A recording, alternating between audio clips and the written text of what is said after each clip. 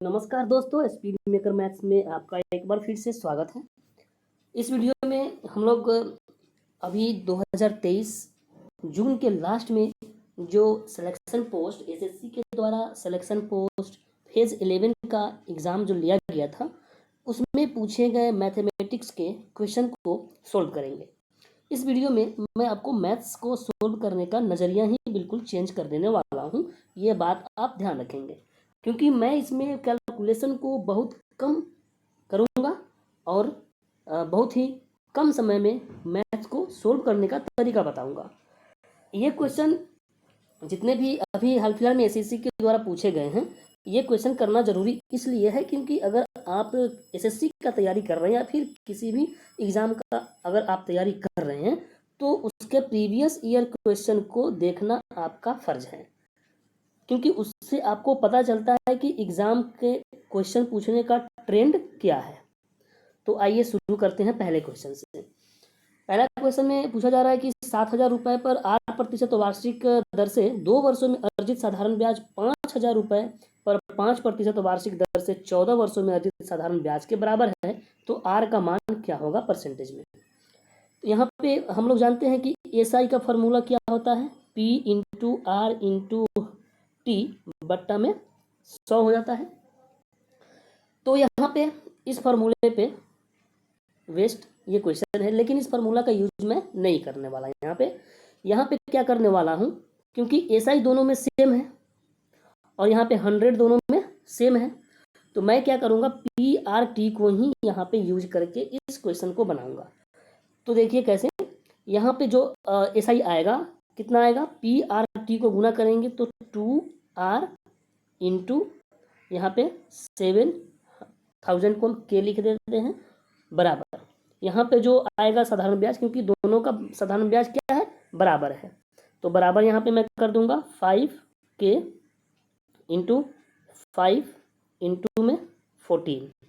अब यहाँ से मैं 2 और 7 14 से 14 को कैंसिल कर दूंगा, 14 से कैंसिल हो गया। उसके बाद में ये के और के ये कैंसिल हो गया। अब बच गया क्या, आर बराबर में 5 इंटू 5 यानी कि 25% मेरा राइट आंसर इस क्वेश्चन का आंसर हो जाएगा। तो इस तरीके से आप बहुत ही कम समय में इसको तो आप बगैर पेन उठाए भी कर सकते हैं, डायरेक्ट यहाँ पे ही आप माइंड में समझ ले कि यहाँ पे मैं बराबर का चिन्ह लगा देता हूँ और यहाँ से 3 जीरो से 3 जीरो तो ऐसे ही उड़ा देंगे। फिर ये 2 से यहाँ पे 2 और 7 से ये 14 कट जाएगा। अब बच जाएगा 5 गुना 5 25, यहाँ पे डायरेक्ट आंसर यहाँ पे आप ला सकते हैं। तो अब बढ़ते हैं अगले क्वेश्चन पे। अगला क्वेश्चन में हमसे क्या पूछा जा रहा है कि दो संख्याओं का योग इतना है तो निम्नलिखित में से किससे विभाज्य है। इसको योग अगर करते हैं, जोड़ते हैं, तो 3 1 4 और ये 7 7 14, 8 3 11 1 12, 4 1 5 और ये 2 और 1 3, ये हमारा इसका योग आ गया। अब इसमें हम देखते हैं कि यहाँ पे लास्ट में ये 4 है, तो ये संख्या निश्चित ही 2 से डिवाइड होगी, तो 2 से डिवाइड होगी तो ये 7 और ये 13, यहाँ पे ये कैंसिल हो गया।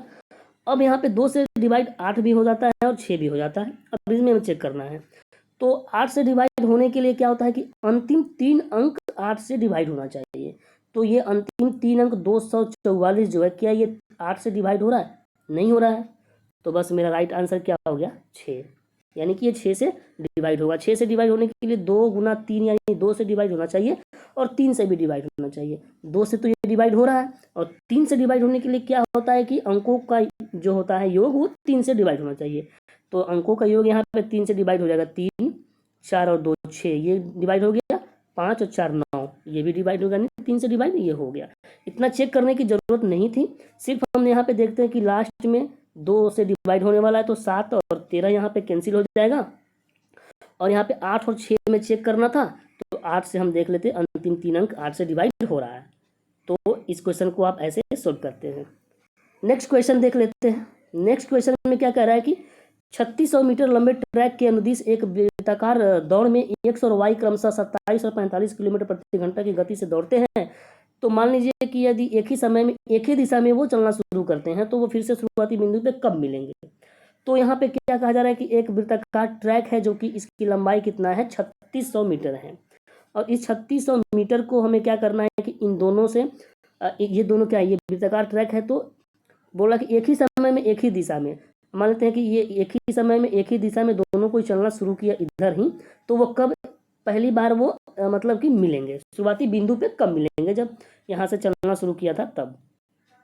तो यहाँ पे क्या करेंगे, ये 3600 यहाँ पे क्या हुआ कि कब मिलेंगे, यहाँ पे टाइम पूछा जा रहा है, तो टाइम के लिए क्या डिस्टेंस तो 3600 हो गया, और अगर वेलोसिटी निकालने, वेलोसिटी से डिवाइड कर दे डिस्टेंस को, तो हमारे पास क्या मिल जाएगा, टाइम मिल जाएगा। अब वेलोसिटी क्या हो जाएगा, अब एक ही दिशा में चल रहा है तो इसका रिलेटिव वेलोसिटी यहाँ पे यूज होगा, तो रिलेटिव वेलोसिटी एक ही दिशा में चलने का क्या होता है, माइनस होता है, तो माइनस होगा, तो यहाँ पे दोनों का अगर वेलोसिटी माइनस करे 27 और 45 का, तो कितना हो जाएगा, 18 हो जाएगा, यानी कि 18। लेकिन ये तो किलोमीटर प्रति घंटा है, और जबकि लंबाई हमें मीटर में दिया हुआ है और टाइम ऑप्शन में सेकंड में दिया है, तो इसको हम मीटर प्रति सेकंड में 5/18 से गुना करके चेंज कर लेंगे, तो ये 18 से 18 कट जाएगा, और ये 5 से ये 720 बार में ये कट जाएगा, और ऑप्शन नंबर ए इसका राइट आंसर हो जाएगा 720 सेकंड के बाद में।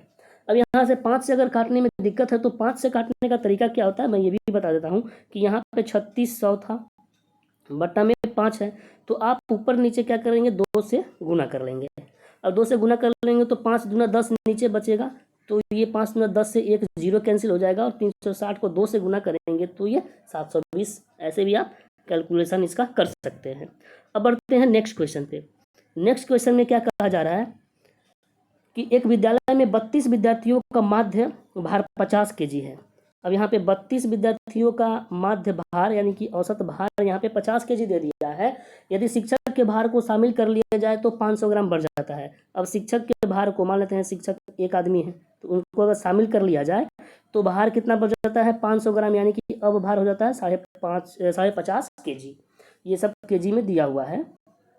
अच्छा, तो शिक्षक का भार ज्ञात करने के लिए कहा जा रहा है। तो जब भी इस तरीके का सवाल आए तो आपको करना क्या है, यहाँ पे ध्यान देना है कि यहाँ पे देखना है कि यहाँ पे शामिल किया गया है तो यहाँ पे बढ़ना चाहिए, शामिल किया गया है तो बढ़ रहा है। तो अगर बढ़ रहा है भार तो हम ऐड करेंगे। ये बात आप ध्यान में रख लीजिए कि अगर शामिल करने के बाद अगर वेट इंक्रीज हो रहा है तो ऐड करेंगे, अगर शामिल करने के बाद वेट अगर डिक्रीज हो रहा है तो माइनस करेंगे।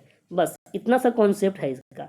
तो यहाँ पे क्या है कि शामिल करने के बाद में वेट में वृद्धि हुई है, तो वेट में वृद्धि कितना हुआ है, 500 ग्राम यानी कि हाफ kg। तो अब इस हाफ kg को इस 32 से गुना कर देंगे, तो 32 से गुना करेंगे तो 16 आएगा, प्लस अब ये 50 को हम इसमें ऐड कर देंगे, तो मेरा आंसर 66.5 kg हो जाएगा, इसका राइट आंसर। ये बहुत ही शॉर्ट तरीका है इस क्वेश्चन को बनाने का। अगर वहीं ऐड करने के बाद में यहाँ पे डिक्रीज होता तो क्या करते, 50.5 में से ये 16 को माइनस कर देते। ये बात ध्यान रखेंगे। अब बढ़ते हैं नेक्स्ट क्वेश्चन पे। नेक्स्ट क्वेश्चन में क्या कहा जा रहा है, एक टीवी का अंकित मूल्य इतना है, यदि विक्रय मूल्य इतना है तो छूट प्रतिशत क्या है। सिंपल सी बात है, छूट प्रतिशत हमसे पूछा जा रहा है कि सीपी कितना है। सीपी नहीं, यहाँ पे अंकित मूल्य है, तो अंकित मूल्य ही यहाँ पे सीपी है, क्योंकि कोई डिस्काउंट नहीं दिया जा रहा है। इतना है और बेचा कितना में गया है, 20090 में, इतना में बेचा गया है। तो अब यहाँ पे क्या करेंगे, इसको अगर काट देते हैं तो कितना बच जाएगा, ये 2450 और ये 2009। अब यहाँ पे क्या है कि बस यहाँ पे कैलकुलेशन यहाँ पे आपको ज़्यादा लगेगा, लेकिन मैं यहाँ पे कैलकुलेशन को बिल्कुल कम करके दिखाऊंगा।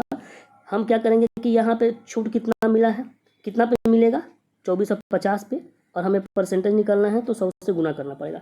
अब छूट मिला कितना है, 2009 है और 2450 है, तो यहाँ पे कितना है, अगर यहाँ पे 49 41 अगर हम कर देते हैं तो ये कितना हो जाएगा, 2050, और 400 और दे देंगे तो 450।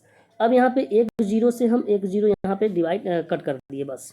अब यहाँ पे क्या करने वाले हैं हम कि यहाँ पे डिजिटल सम का यूज करने वाले हैं। डिजिटल सम, डीएस जो होता है उसका यूज करने वाले हैं। तो हम अगर डिजिटल सम का क्या होता है एक कॉन्सेप्ट में अलग अलग वीडियो में मैं बता दूंगा, बट अभी यहाँ पे ध्यान रखना क्या है कि डिजिटल सम जो भी होगा, 9 अगर डिजिटल सम में आ गया तो उसके आंसर में या फिर उसमें किसी भी संख्या से गुना कर दे तो वो उसका डिजिटल सम 9 ही होता है। तो अगर हम देखते हैं 4 4 8 और एक 9, यानी कि ये 9 डिजिटल सम आ रहा है, भले नीचे कुछ भी हो उससे कोई लेना देना नहीं है। तो बस ऑप्शन एक ही है हमारे पास जो कि 4 नंबर 18%, ये जिसका डिजिटल सम 9 है, इसीलिए इसका राइट आंसर 18% हो जाएगा। अदरवाइज आप इसको भाग करके भी आप आंसर ला सकते हैं। तो भाग करके आंसर अगर लाना है तो बस आपको ये ध्यान रखना है कि 245 है और 450 है। तो अगर दो बार में, अगर यहाँ पे 245 है, अगर 450, यानी कि अगर 490 रहता, 490 रहता तब तो दो बार में पूरा पूरा कटता, यानी कि दो बार में पूरा पूरा करता और एक जीरो जाता तो 20 होता। लेकिन ये 20 से तो थोड़ा कम होगा, तो 20 अगर होता 20 से कम ही होगा, तो 22 यहाँ पे ऑप्शन गया, 20 गया, अब बचा 15 और 18। अब यहाँ पे ये ध्यान देना है कि 90 से ज़्यादा कम नहीं है, थोड़ा ही कम है। तो यहाँ 20 से थोड़ा ही कम होगा, 5 नहीं कम होगा, 15, इसीलिए आंसर नहीं होगा, इसीलिए इसका आंसर 18 हो जाएगा। तो इस तरीके से आप कैलकुलेशन यहाँ पे अप्रोक्सीमेशन का यूज कर सकते हैं। बढ़ते हैं अब अगले क्वेश्चन।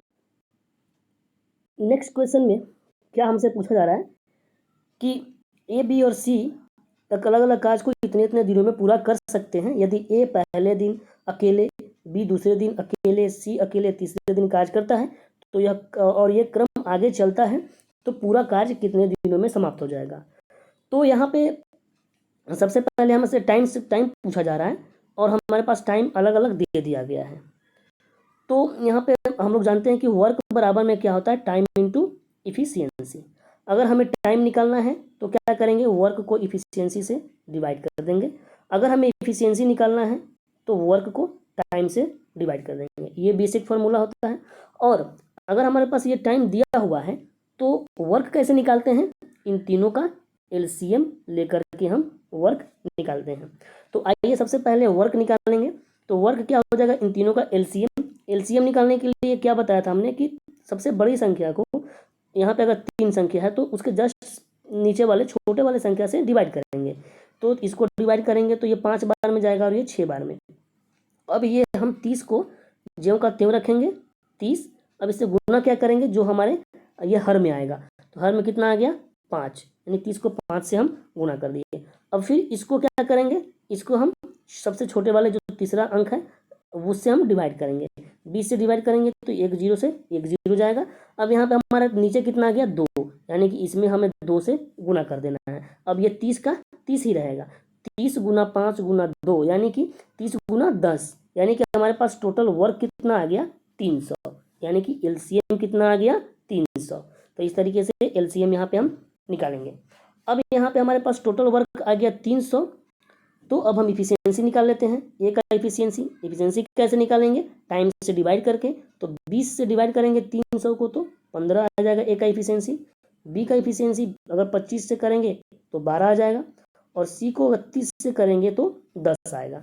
अब बोला जा रहा है कि एक एक दिन तीनों करता है और ये काम आगे भी जारी रहता है, यानी कि पहला दिन ए करेगा तो 15 काम होगा, दूसरा दिन 12 काम होगा, तीसरा दिन 10 काम होगा, फिर चौथा दिन 15 काम होगा, पांचवा दिन फिर 12 होगा। यानी कि एक चीज यहाँ पे समझने वाली बात है कि 3 दिन के बाद में ये रिपीट हो रहा है।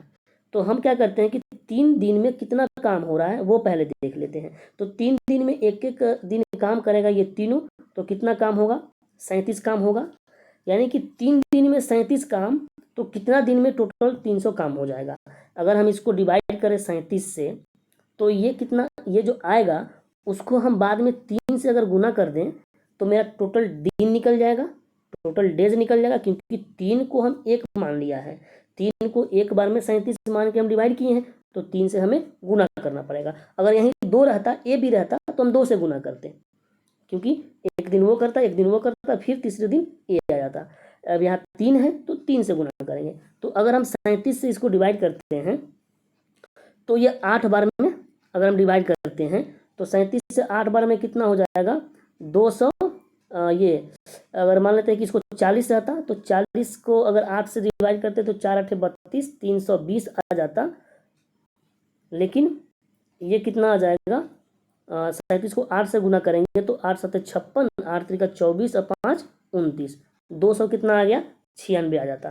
तो 296 यहाँ पे टोटल वर्क हो जाएगा, कितना दिन में, 8 गुना, यहाँ पे ये 8 ऊपर जाएगा तो 8 गुना 3 24, 24 दिन में मेरा 296 काम हो गया। अभी काम बचा है कि यहाँ पे 24 दिन हमने यूज कर लिया, अब यहाँ पे बचा है मेरे पास अभी कितना काम, 4 काम। अब वो 4 काम को करने के लिए कौन आएगा, ये आएगा ना फिर से, क्योंकि A B C A B C A B C ऐसे चल रहा है, तो 4 को करने के लिए 15 आएगा तो इतना दिन लगेगा। तो 8 तरीका 24.4/5 इसका राइट आंसर ऑप्शन नंबर 4 हो जाएगा, इसका ऑप्शन नंबर आंसर। तो इस तरीके से इस क्वेश्चन को आप सोल्व कर सकते हैं। हमने क्या किया कि तीनों को एक मान लिया तो 37 आ गया। अब 37 से डिवाइड किए तो 8 बार में 296 मेरा काम हो गया, लेकिन ये एक माने हैं कब, 3 दिन के बराबर, तो 3 से इसीलिए हमने इसको गुना करा है। तो 8 तरीका 24 आ गया और 4 काम बच गया, तो 4 काम को करने के लिए अब कौन आएगा, ए आएगा, इसीलिए ए से डिवाइड किए तो 4/15। तो इस तरीके से आपको उम्मीद है ये समझ में आई होगी।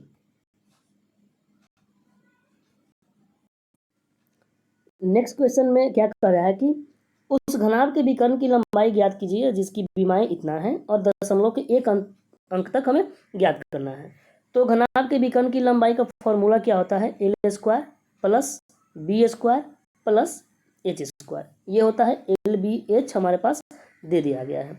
तो यहाँ पे सिंपल से इसको स्क्वायर करके ऐड कर देना है और रूट उसका स्क्वायर रूट निकाल देना है।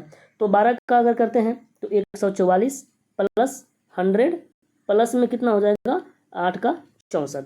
तो यहाँ पे तीनों को ऐड करेंगे तो कितना आ जाएगा 308 आ जाएगा, जो कि रूट में आएगा और इसे हमें बाहर निकालना है।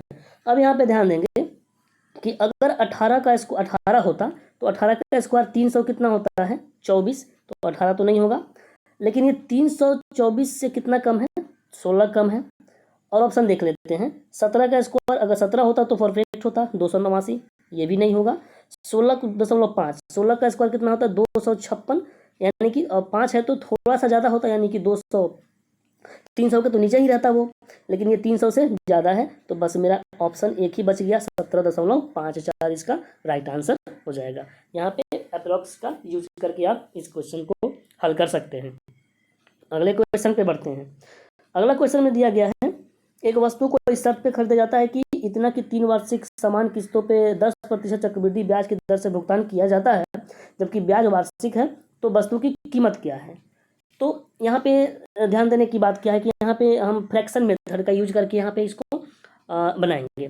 तो यहाँ पे 10% का दिया गया है, 10% का क्या मतलब होता है 1/10, यानी कि चक्रवृद्धि ब्याज में 10 का कितना हो जाएगा 11 हो जाएगा, इसका मतलब ये हुआ। अब यहाँ पे देखते हैं कि 3 समान किस्तों में 3 इक्वल किस्त यहाँ पे देना है, तो इसको कैसे करते हैं, यहाँ पहले साल में 10 से 11 हो जाएगा, दूसरे साल में 10 का स्क्वायर यानी कि 100 से कितना हो जाएगा 11 का स्क्वायर 121, और तीसरे साल में 10 का क्यूब से 11 का क्यूब यानी कि 1331 हो जाएगा। ये इसका बेसिक कॉन्सेप्ट होता है 3 वर्षों के लिए। अगर 2 वर्ष का रहता तो हम 100 और 121 तक ही जाते हैं। अब यहाँ पे क्या होता है, यहाँ पे जो आता है योग ये होता है प्रिंसिपल, और यहाँ पे जो आता है ये होता है अमाउंट, और ये 1331 जो है यही क्या है इंस्टॉलमेंट है, यही किस्त है, और यहाँ पे बराबर किस्त बोला है तो इसको भी हमें बराबर बनाना पड़ेगा। 1331 बनाने के लिए इसको 11 से गुना करना पड़ेगा। अगर इसको 11 से गुना किए तो हमें इस 100 को भी 11 से गुना करना पड़ेगा, तो ये कितना हो जाएगा 1100 बन जाएगा, और इसको हमें कितना से 121 से गुना करना पड़ेगा 1331 बनाने के लिए, तो ये 121 से गुना करेंगे तो ये कितना हो जाएगा 1210 हो जाएगा। अब हमारे पास प्रिंसिपल कितना आ जाएगा, इसको ऐड करेंगे तो 0 1 और ये 3 और ये 3, 3310 रुपये हमारे पास क्या आ गया प्रिंसिपल, यही वस्तु की कीमत हो जाएगी। और हमारे पास 1331 जो दिया है इसके बराबर में कितना दिया है यहाँ पे 3993, यानी कि इसका साफ साफ कितना गुना दिख रहा है 3 गुना दिख रहा है। तो यानी जब इसका 3 गुना है तो हमें इसका भी 3 गुना ओरिजिनल होगा, तो इसका 3 गुना अगर करेंगे 33 को 3 से गुना करेंगे तो 99, और 10 को 3 से गुना करेंगे तो 30, यानी कि 9930 इसका राइट आंसर ऑप्शन नंबर 4 हो जाएगा इसका सही आंसर। तो इस तरीके से आप कैलकुलेशन कम करके कम लिख के इस क्वेश्चन को सॉल्व कर सकते हैं। तो बढ़ते हैं अब अगले क्वेश्चन पे। अगला क्वेश्चन में क्या कहा जा रहा है, वेंकट अपनी आय का 65% खर्च करता है प्रति माह, इतना रुपए बचाने में सक्षम है, उसका मासिक खर्च ज्ञात करना है। अब यहाँ पे परसेंटेज की बात हो रही है, तो मान लेते हैं कि उसके पास में 100% होगा, 100% उसकी आय होगी, यही माना जाता है परसेंटेज में। उसमें से वो 65% क्या कर देता है, खर्च कर देता है। तो 65% जब खर्च कर दिया 100 में से, तो बचा कितना, 35%। यानी कि 35% के बराबर ये हमें दिया हुआ है और उसका खर्च निकालने के लिए, यानी 65 का हमें मान पूछा जा रहा है।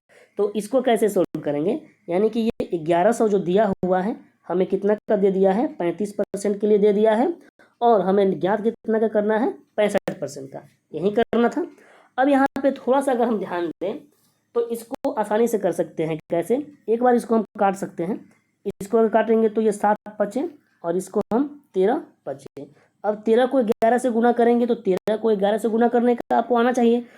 तो यहाँ पे क्या होता है कि पहला और ये जो अंतिम साइड का जो होता है वो सेम रहता है, और ये दोनों आपस में जुड़ जाएगा 143, और इस पर डबल जीरो आ जाएगा। इसको हमें 7 से डिवाइड करना है, बस 7 से डिवाइड करना है। तो ये जाएगा 7 से 2 बार में, तो 7 दूना 14, उसके बाद में ये 3 आएगा, यानी कि उससे पहले एक जीरो आएगा, तब तो ये 3 जीरो उतरेगा, 3 और जीरो उतरेगा। तो जैसे ही हम 2 के बाद में जीरो देखें, मेरा 2 ऑप्शन यहाँ से कैंसिल हो जाएगा, ये और ये कैंसिल हो जाएगा। अब यहाँ पे हमें देखना है कि 2 जीरो के बाद में 4 आएगा या फिर 2 आएगा। तो अब यहाँ पे 3 और जीरो है, तो 7 को अगर 30 को 7 से डिवाइड करना है तो 4 बार में जाना पड़ेगा, यानी कि ये 2 तो मेरा आंसर नहीं होगा, इसलिए ये भी ऑप्शन गया और ऑप्शन नंबर 2 इसका राइट आंसर हो जाएगा। तो इस तरीके से आप इसको कैलकुलेशन कर सकते हैं। बढ़ते हैं अब नेक्स्ट क्वेश्चन पे। अगला क्वेश्चन में क्या पूछा जा रहा है कि 16 और 24 का तृतीय अनुपाती पूछा जा रहा है, तीसरा अनुपाती। जैसे मान लेते हैं कि हमारे पास 3 आइडेंटिटीज है, ए, बी और सी है। तो यहाँ पे क्या होता है, प्रोपोर्शन में ए बट्टा में बी हो जाता है, बराबर में बी बट्टा में सी हो जाता है। इसको क्रॉस मल्टीप्लीकेशन करेंगे तो बी स्क्वायर बराबर में ए इंटू सी हो जाता है। ये मेरा पहला अनुपात है, दूसरा अनुपात है और तीसरा अनुपात है। तो यहाँ पे दूसरा अनुपात बी स्क्वायर बराबर में ए सी हो जाता है। अगर पहला अनुपात ए बराबर में पूछेगा तो बी स्क्वायर अपॉन में सी हो जाएगा, और अगर तीसरा अनुपात सी बराबर में पूछे तो बी स्क्वायर अपॉन में ए हो जाएगा। यहाँ पे ये कॉन्सेप्ट दिया हुआ है, यहाँ पे ये कॉन्सेप्ट का यूज होगा। तो यहाँ पे क्या है कि 16 और 24 दे दिया है और तीसरा हमसे पूछा जा रहा है, यानी कि कितना होगा, यहाँ पे बी स्क्वायर, बी ये है और ये क्या है, ए है। तो बी बराबर में कितना है, 24, और ए बराबर में कितना है, 16। और हमारे पास सी बराबर निकालने के लिए क्या था, बी स्क्वायर बट्टा में ए। तो यहाँ पे अगर बी स्क्वायर यानी कि 24 को 2 बार गुना करेंगे, 24 गुना में 24 बट्टा में 16, तो 8 दूना 8 तिहाई और 2 से ये 12 बार में, अब 12 तिहाई 36 इसका राइट आंसर ऑप्शन नंबर 3 इसका हो जाएगा। तो इस तरीके से ये क्वेश्चन यहाँ पे समानुपाती पे आधारित था। अब बढ़ते हैं नेक्स्ट क्वेश्चन पे। नेक्स्ट क्वेश्चन में कहा जा रहा है कि सी डी का इतना है, डी का इतना है, तो सी ई का अनुपात ज्ञात करना है। तो यहाँ पे सी बराबर में डी का, सी जब भी यहाँ पे बराबर दिया है तो क्या हो जाएगा कि इस डी को अगर नीचे लाएंगे तो जो यहाँ पे दिया है सी बट्टा में डी, यही इसका अनुपात हो जाता है। सी बट्टा डी 2/3 हो जाएगा, और यहाँ पे करेंगे डी बट्टा में ई, तो इसका क्या हो जाएगा, 3/8 हो जाएगा। ये ध्यान रखेंगे, जब भी बराबर में रहे और का करके दे तो जो रेशियो यहाँ पे 2/3 दिया है वही सेम रेशियो ये हो जाएगा। तो अब यहाँ पे देखते हैं डी यहाँ पे भी 3 है और डी यहाँ पे भी 3 है, ये ऑलरेडी बैलेंस्ड रेशियो है। यानी सी का मान कितना है, 2 है, डी का मान कितना है, 3 है, और ई का मान कितना है, 8 है। तो अब हमसे पूछा है सी और ई का, तो सी अगर 2 है और ई 8 है, तो 2:8 को अगर आगे काटेंगे तो 1:4, ऑप्शन नंबर 1 इसका आंसर हो जाएगा। अब बढ़ते हैं नेक्स्ट क्वेश्चन पे। नेक्स्ट क्वेश्चन में क्या कहा जा रहा है कि सोमेश एक दुकानदार है, इतना अंकित मूल्य वाली छतरी को 2 क्रमिक छूट प्रदान करके बेचता है। प्रथम छूट 17% की है और महेश छतरी के लिए इतना रुपए का भुगतान करता है, तो दूसरी छूट मतलब ज्ञात करना है। तो यहाँ पे 560 रुपये का चीज़ था, पहला वहाँ पे डिस्काउंट दे दिया, 17% डिस्काउंट दे दिया, तो 100% अपने आप में कोई भी चीज़ होता है, तो वो कितना में बेचा होगा, 83% में बेचा होगा। फिर इस पर कुछ डिस्काउंट दिया गया है, उसके बाद में इसको 420 में बेचा गया है। अब बोल रहा है कि अगला डिस्काउंट कितने का है, तो यहाँ पे सिंपल सा ये रेशियो मेथड का यूज करके इसको हम यहाँ पे इसको सॉल्व करेंगे। तो 1 0 से 1 0 कैंसिल करेंगे। यहाँ पे भी मैं कैलकुलेशन कम करूँगा, 7 से कटते हैं इसको तो 7 8 56 और ये 7 6 42। तो यहाँ पे क्या हो गया, अब इसको फिर से डिवाइड करते हैं तो 15 चौका 60 और ये 2 चौका 8। अब ये कितना हो गया, 166 हो गया। अनुपात में कितना हो गया, ये 10 15 में गुना होगा तो कितना हो जाएगा, 150 हो जाएगा। यानी कि यहाँ पे 16 रुपये का छूट मिल रहा है, 16 रुपये का छूट मिल रहा है कितना पे, 166 पे। और परसेंटेज में निकालने के लिए हमें 100 से गुना करना पड़ेगा। अब यहाँ पे क्या करना है कि अगर ये यहाँ पे 1600 हो जाएगा और ये 1660 हो जाएगा। अगर 1660 ये भी रहता, अगर मान लेते 166 से डिवाइड करना है, तो अगर यहाँ पे एक 0 के जगह पे एक 6 ही रहता तो ये 10 बार में कट जाता। लेकिन 10 ये 6 नहीं है, 0 है। यानी कि अगर मान लेते 1660 रहता तो ये 10 बार में कट जाता, लेकिन यहाँ पे 1600 है तो 10 से थोड़ा सा ही तो कम होगा। तो ना तो ये हमारे पास आंसर होगा, 6 तो बहुत कम हो गया, 6 दिया हुआ है, 4 दिया हुआ है, तो सिर्फ एक ही तो ऑप्शन मेरे पास बच रहा है 9.64, जो कि ऑप्शन नंबर 3 इसका राइट आंसर हो जाएगा। यहाँ पे भी आप कैलकुलेशन नहीं करके थोड़ा सा दिमाग का यूज करके यहाँ पे इसको कैलकुलेशन से आप बच सकते हैं। तो अब बढ़ते हैं अगले क्वेश्चन पे। उम्मीद है आपको ये कैलकुलेशन समझ में आ रही होगी। अगला क्वेश्चन हमारे पास कहा जा रहा है कि कक्षा 1 में औसत आयु 20 वर्ष के 12 छात्र हैं। अब कक्षा 1 में कितने छात्र हैं, 12, और कक्षा 2 में कितने छात्र हैं, 16। कक्षा 1 के छात्र का आयु कितना है, 20 वर्ष, और कक्षा 2 के आयु वर्ष कितना है, 23। अब पूछा जा रहा है कि दोनों का कितना आयु होगा। तो यहाँ पे क्या है कि इसको भी सोल्व करने का एक तो तरीका है कि आप गुणा करके ऐड करके और सारे को डिवाइड कर दीजिए तो वो आपका पूरा आ जाएगा। लेकिन मैं यहाँ पे इसको रेशियो से इसको भी हल करूँगा। यहाँ पे रेशियो इसका काटते हैं 4 से, तो ये 4 3 बार में और ये 4 बार में, और ये 4 और 3 कितना हो जाएगा, टोटल 7 है। अब हमारे पास टोटल लड़के 7 हो गए रेशियो में। अब हमारे पास ये 20 पहले का औसत है और 23 दूसरे का औसत है। तो यहाँ पे मैं शिफ्टिंग मेथड का यूज करूँगा। अब मैं मान लूँगा कि टोटल का कितना था, 20 ही था। ठीक, टोटल का कितना था, 20 था। अब यहाँ पे 3 यहाँ पे ये ज़्यादा है, और कितने बच्चों के लिए, 4 बच्चों के लिए।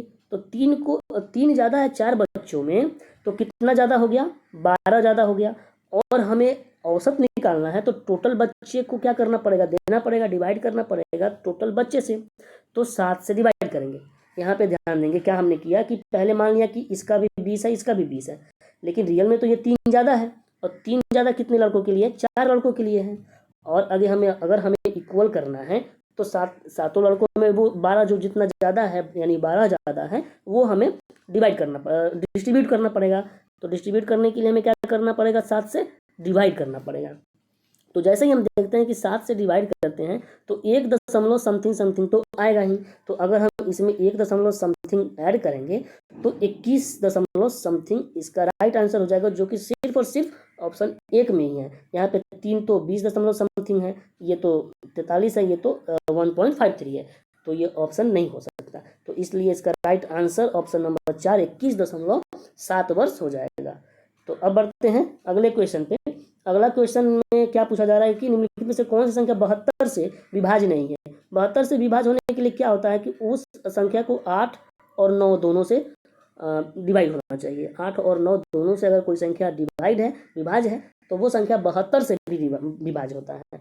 तो हम यहाँ पे चेक करते हैं, पहले 8 से ही चेक कर लेते हैं, क्योंकि 8 से जानते हैं कि 8 से किसी भी संख्या को विभाज्य होने के लिए अंतिम 3 अंकों को 8 से डिवाइड होना जरूरी है। तो अगर हम पहला देखते हैं तो पहला 344 है, ये 8 से डिवाइड है, 8 3 का 24, 10 और 4, ये तो डिवाइड नहीं है। और दूसरा देखते हैं तो यहाँ पे 9/72 और ये 6 और 4, यहाँ पे सॉरी पहला अंक यहाँ पे क्या था कि 344 था। 344, 8 3 का 24, 8 चौका 32 और 2 और 4, ये तो 8 से डिवाइड है, यहाँ पे नहीं पूछा जा रहा है। उसके बाद में दूसरा अंक क्या है, 784, 9/72 और 6 और 4, 8 7 64, ये भी डिवाइड हो गया। तो ये भी डिवाइड है। तीसरा अंक 8 एकम 8, 8 दूना 16, ये भी डिवाइड है। अंतिम 3 अंक ये भी 8 से विभाज्य है। बस यहाँ पे 4 जो ऑप्शन में दिया गया है 280, ये 8 से डिवाइड नहीं है, तो इसीलिए इसका राइट आंसर 4 हो जाएगा। यहाँ पे 9 से हमें चेक करने का जरूरत भी नहीं है, सिर्फ 8 से ही चेक करके इसका राइट आंसर ला सकते हैं। अब बढ़ते हैं अगले क्वेश्चन पे।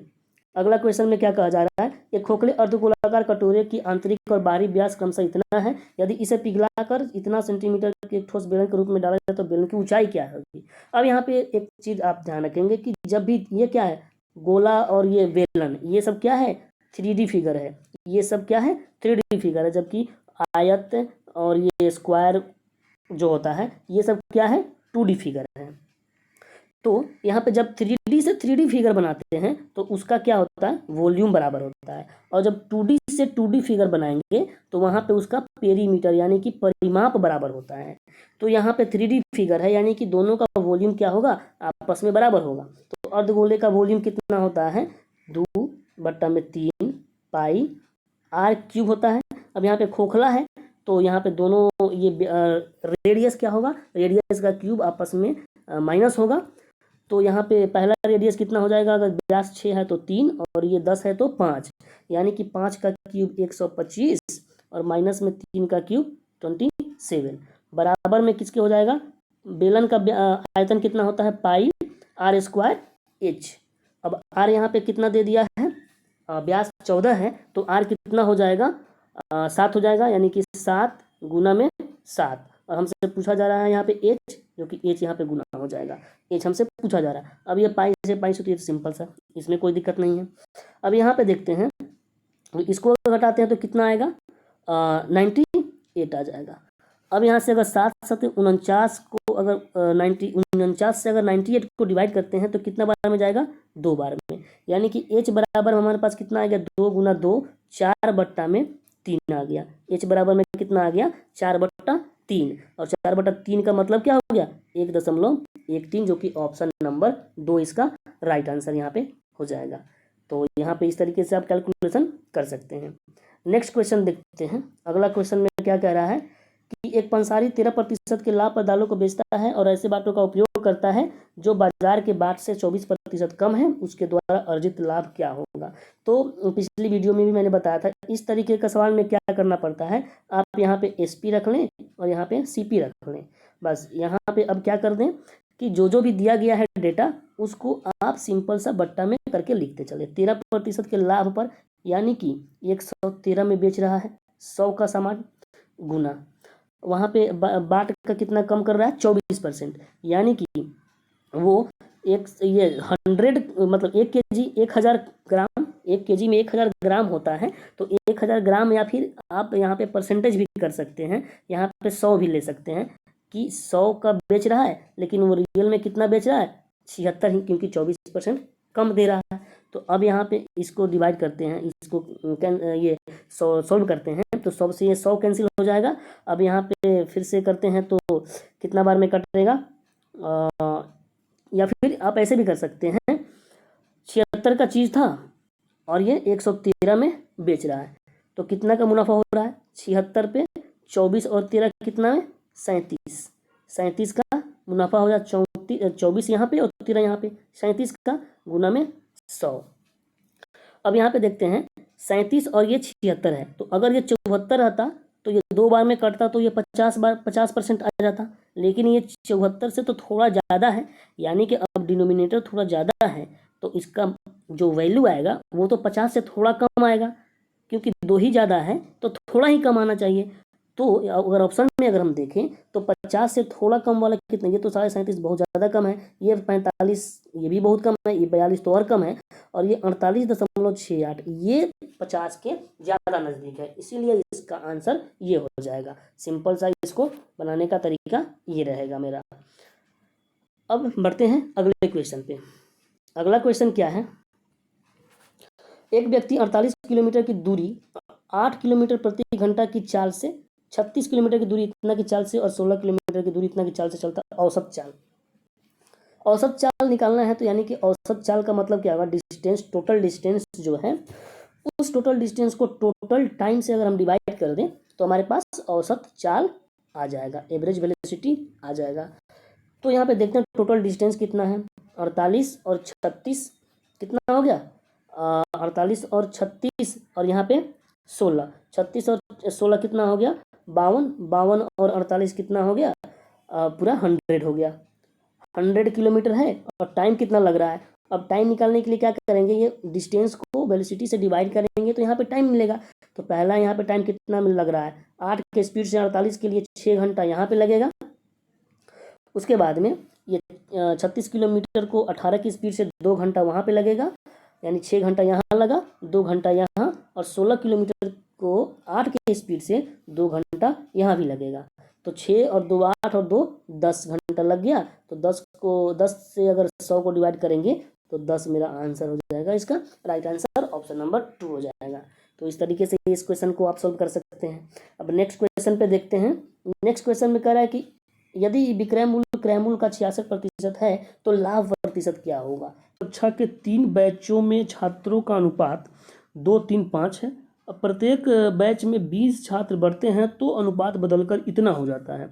तो हमसे पूछा जा रहा है कि वृद्धि से पहले छात्रों की कुल संख्या क्या होगी। यानी कि पहला अनुपात कितना दिया है, 2, 3 और 5, और फाइनल अनुपात कितना दिया है, 4, 5 और 7।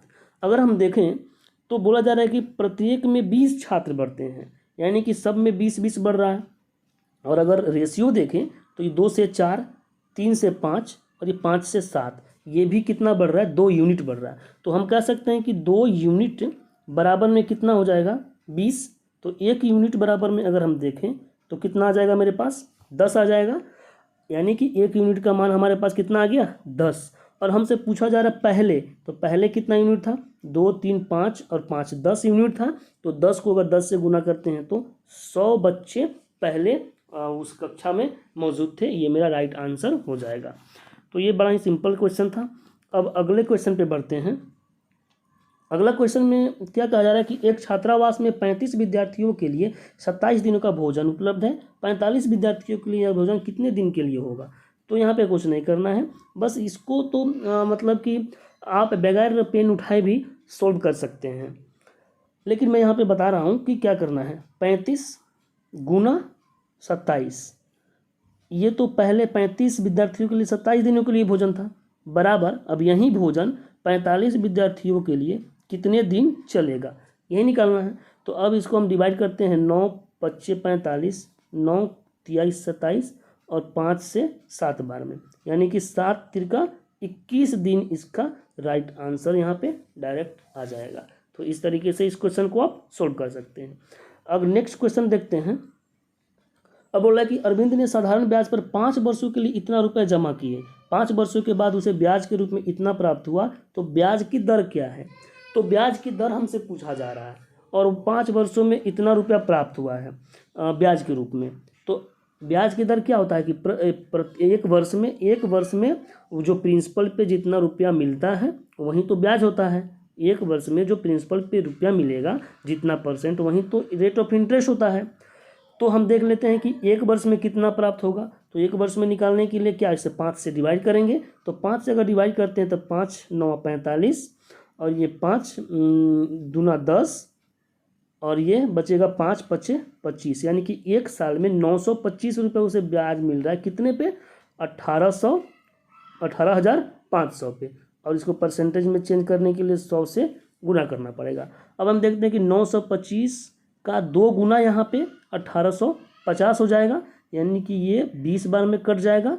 और इस 20 को अगर हम 20 से 100 को काटते हैं तो 5% मेरा राइट आंसर हो जाएगा।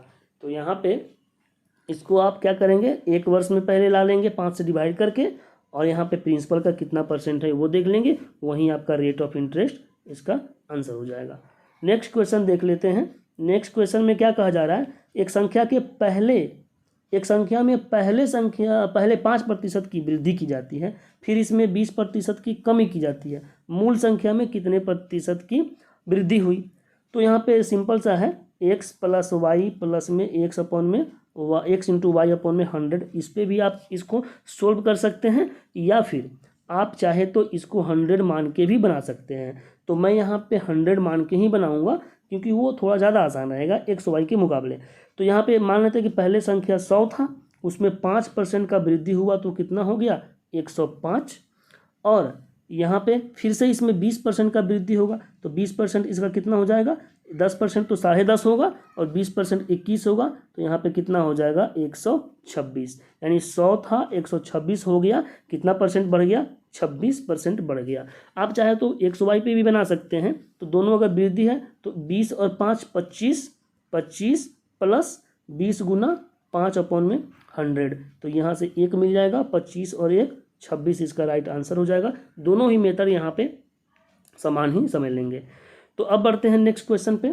नेक्स्ट क्वेश्चन में क्या कहा जा रहा है कि यदि किसी संख्या के 20% को दूसरी संख्या से घटाया जाता है और दूसरी संख्या घटकर 70% हो जाती है तो पहली और दूसरी का अनुपात ज्ञात करना है। तो मान लेते हैं कि ये संख्या A और B है, पहली संख्या A है, दूसरी संख्या B है।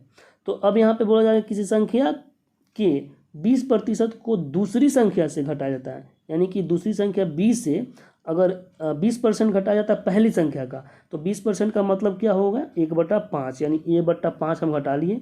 तो अब क्या बोला जा रहा है कि दूसरी संख्या घटकर 70% हो जाएगी, यानी कि जो B है वो 7/10 हो जाएगा।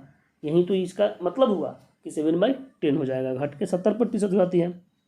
अब इसको हम सोल्व करते हैं, तो इसको हम इधर भेज देते हैं और इस 7B/10 को इधर ला लेते हैं, तो हमारे पास ये क्या हो जाएगा, ये 10B में से 7B जाएगा तो 3B/10 हो जाएगा, और ये बराबर में A/5 हो जाएगा। अब इसको अगर हम डिवाइड करते हैं तो 5 से ये 2 बार में, अब A/B अगर निकालते हैं तो कितना हो जाएगा 3/2, यानी कि 3:2 इसका राइट आंसर हो जाएगा।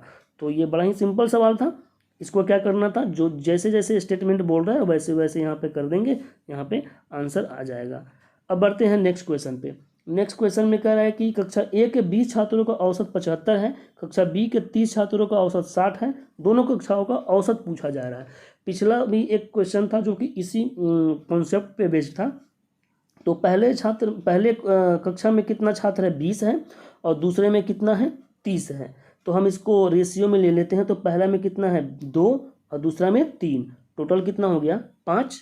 पहले का औसत कितना है 75 और दूसरे का कितना है 60, और हमें फाइनल निकालना है। तो अब हम मान लेते हैं कि टोटल औसत कितना था 60 ही था। अब यहाँ पे प्लस हमने इसलिए लिखा कि ये दूसरा जो औसत है ये 60 से ज़्यादा है, तो ज़्यादा कितना है 15, और कितना बच्चों में ज़्यादा है 2 बच्चों में, तो 15 ज़्यादा है 2 बच्चों में, तो पूरा कितना हो गया 30, और इस 30 को डिवाइड करना है कितना में टोटल बच्चे में, टोटल बच्चे कितना है 5 यूनिट, तो 5 से डिवाइड करेंगे तो 6 बार में कटेगा, इसमें हम ऐड कर देंगे 6, तो मेरा राइट आंसर 66 वर्ष आ जाएगा। तो ये इस क्वेश्चन का आंसर हो जाएगा। नेक्स्ट क्वेश्चन देख लेते हैं, जो कि लास्ट क्वेश्चन होगा। बोल रहा है कि यदि क्रयमूल्य विक्रयमूल्य का 94% है तो लाभ प्रतिशत। ये भी सवाल पिछले सवाल की तरह ही है। क्रयमूल्य जो है ना विक्रयमूल्य का, तो विक्रयमूल्य मान लेते हैं कि 100 है और क्रयमूल्य कितना है 94 है। तो अब हमसे लाभ प्रतिशत पूछा जा रहा है, तो यानी कि लाभ कितना हो रहा है 6 पे, और कितना हो रहा है ये लाभ कितना हो रहा है 6 पे, और कितना पे 94 पे। इसको 100 से हम ये कर देंगे, गुना कर देंगे परसेंटेज मिलाने के लिए। तो यहाँ पे अगर एक चीज़ देखेंगे कि अगर ये 96 रहता 96 रहता तो 1/16 कितना आ जाता 16 आ जाता, और 1/16 का मतलब होता है कितना 6.25, इतना परसेंट होता है। लेकिन ये 96 से क्या है कम है, यानी कि जो मेरा वैल्यू आएगा 6.25 से थोड़ा सा ज़्यादा आएगा। तो 6.25 से थोड़ा सा अगर ज़्यादा देखें तो पहले तो ये दोनों मेरा कट जाएगा, ये 6.25 नहीं है क्योंकि ये 4.6 है, ये तो 5.6 है। अब इस दोनों में हम देखेंगे कि ज़्यादा नज़दीक कौन है, यानी कि थोड़ा सा ही ज़्यादा कौन है 6.25 के। तो यहाँ पे 6.4 जो है ये आपका ज़्यादा नज़दीक है, इसलिए इसका राइट आंसर 6.4% हो जाएगा। अगर आप चाहें तो इसको प्रॉपर डिवाइड करके भी आप आंसर ला सकते हैं, बट यहाँ पे अप्रोक्सीमेशन का यूज करना ज़्यादा बेटर रहेगा। तो इस तरीके से ये क्वेश्चन को आप सॉल्व कर सकते हैं। अब हमने ये 25 क्वेश्चन को यहाँ पे सॉल्व कर लिया। अब मिलते हैं अगले वीडियो में, तब तक के लिए जय हिंद। अगर वीडियो आपको अच्छा लग रहा हो सोल्व करने का तरीका अच्छा लग रहा हो तो आप इस वीडियो को लाइक करें, शेयर करें और चैनल को सब्सक्राइब करें। तब तक के लिए जय हिंद।